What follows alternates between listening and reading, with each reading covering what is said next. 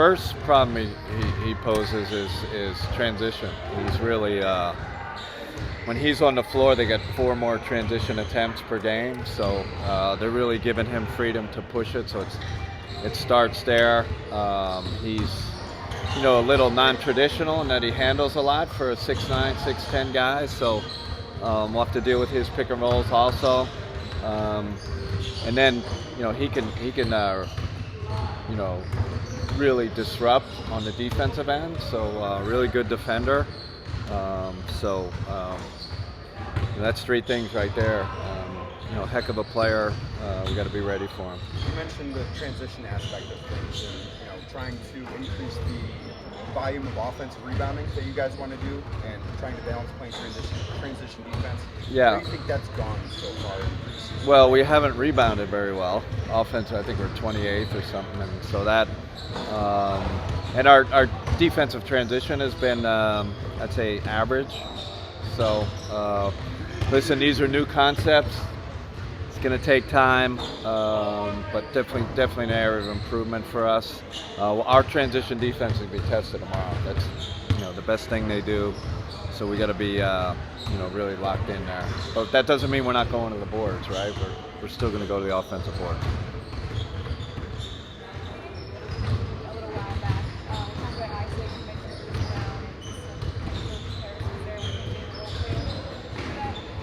Yeah.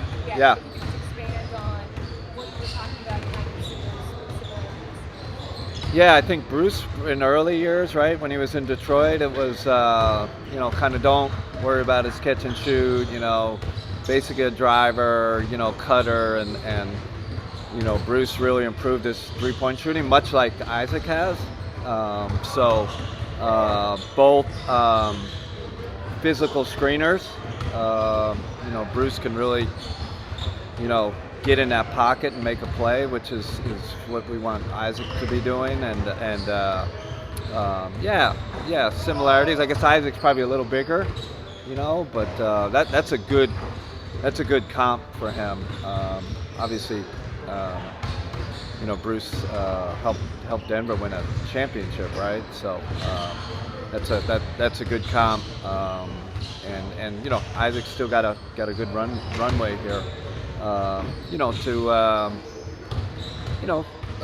simulate some of that stuff Bruce does. I think it'll help our team.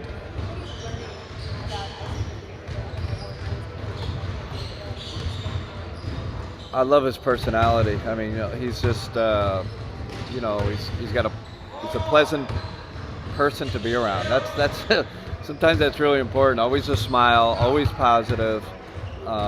So that's great. But then when the ball's tossed up, he's a heck of a defender and really good teammate. He's gonna be important for us. I know he had he's a little banged up and hopefully he'll be ready to go tomorrow.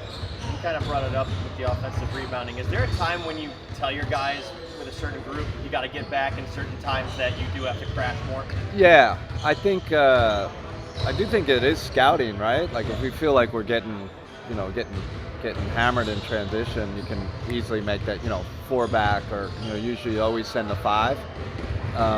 But you can make those adjustments in game or pre-game. If you see a team that is great in transition, you could easily say, hey, everybody back this game. The only thing, the teams that are really good in transition, sometimes they're not the best defensive rebounding teams. So it really depends, but definitely can be a scouting thing.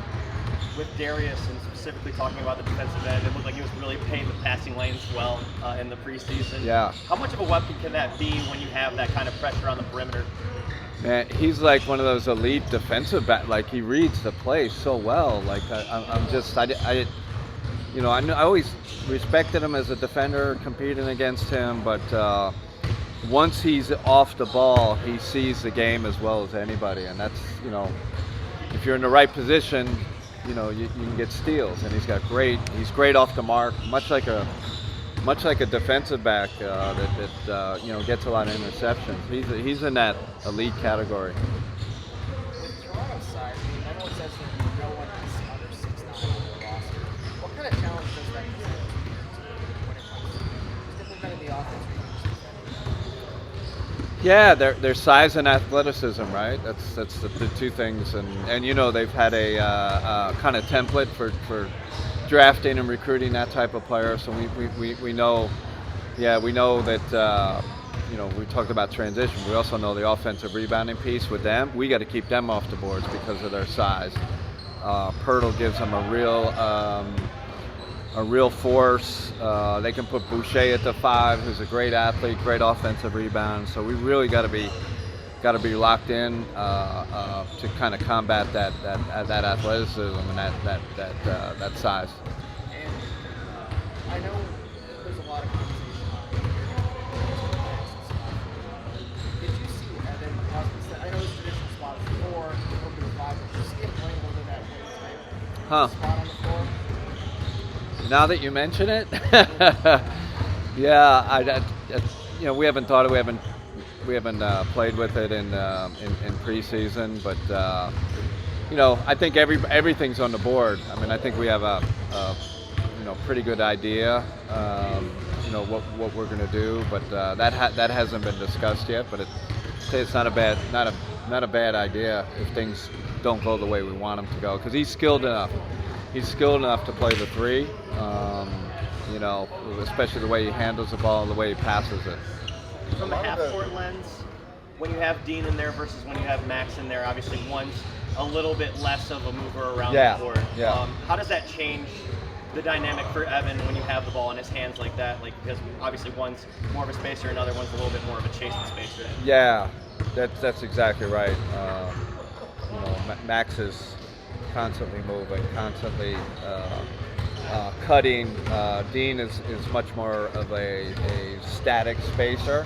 Although, I've been saying this, we definitely want, Dean to be, cut more and offensive rebound more, and I think he's done that. We don't want him just to be a spacer, even though we know that's an elite skill. But I think our guys are comfortable, our starters are comfortable playing with Dean, and obviously we get the defensive benefits of him, but it's definitely a different kind of dynamic, and especially when it comes to our pick and roll offense, where maybe Max was cutting all the time out of the corner. Now you got a static guy like Dean. That